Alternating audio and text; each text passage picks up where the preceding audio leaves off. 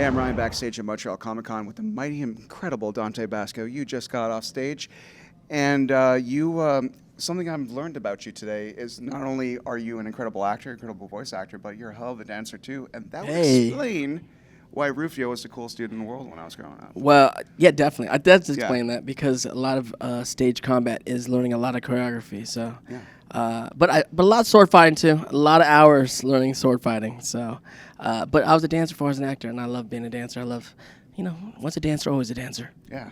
But that would explain just how the charisma you brought to that character, because that was an important guy, but also it's the beginning of the 90s and the anti-hero era. Yeah, and the hair, I could see the hair continue. See the hair, the hair. Dipped a little bit little Rufio, it's up in the air. We're rocking. I like it. I could dig it. Something fascinating about, I just got to ask you a little bit about Hook, because there's so many people there. When we announced you, as many Last Airbender fans are out there, are you ever surprised by the sheer amount of Rufio love and cosplays you see? I mean, I'm surprised at it all. First and foremost, being around this industry as long as I've been, for people to still, to know and love things you've done in the past is incredibly humbling. And, but yeah, Rufio's special. Sometimes I'm not as surprised because it's Peter Pan. I mean, Peter Pan's one of those stories that have been around longer than any of us on this planet have been. It was here before all of us, and it's going to be here when we're all gone.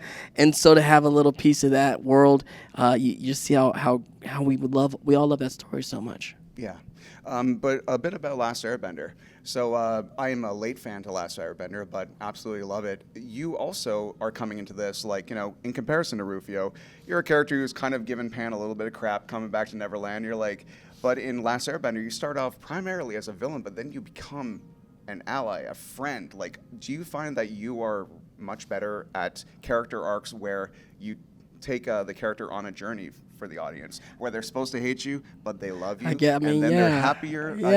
That's a character I played my whole life, over and over again. I mean, it's the bad boy turned good. Yeah, for sure. Sometimes these characters find you, and I like to believe the right characters and the right actor find each other at the right time. So I've been fortunate for that to happen a few times in my career.